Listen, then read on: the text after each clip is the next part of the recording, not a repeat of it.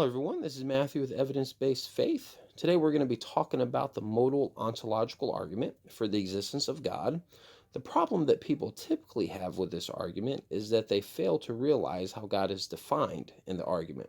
So, I'm going to go ahead and list the premises, and then I'll give you guys some background knowledge, and then we'll revisit the premises. Premise 1, it is possible God exists. Premise 2, if it is possible God exists, then he must exist in some possible world. Premise 3, if God exists in some possible world, then he must exist in all possible worlds. Premise 4, if God exists in all possible worlds, then he must exist in the actual world. Premise 5, if God exists in the actual world, then God exists. Premise 6, therefore God exists.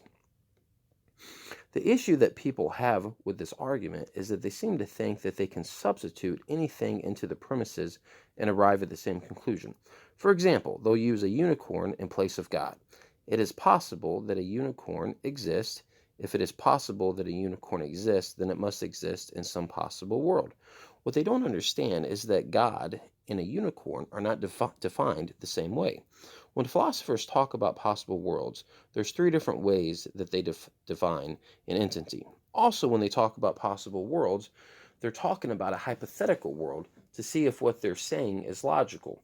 So the three ways that they define an entity is impossible, contingent, or necessary. An example of an impossible entity would be a square circle. It doesn't exist in any possible world.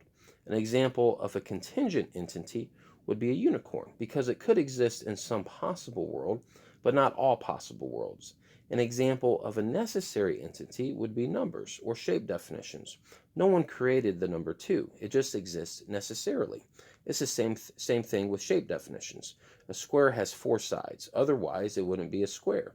So it's necessary. So in this argument, God is defined as a maximally great being and therefore would possess all great-making properties.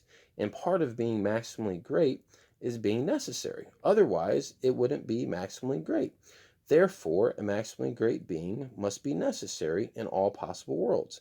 Now, with that in mind, let's go ahead and go through the premises again and see if it makes more sense. Premise 1, it is possible God, a maximally great being, exists. If it is possible God, a maximally great being, exist, then he must exist in some possible world.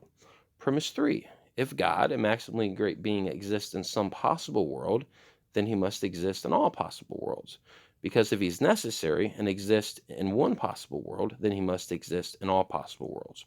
Premise 4, if God, a maximally great being, exists in all possible worlds, then he must exist in the actual world. Because one of the possible worlds would be the actual world.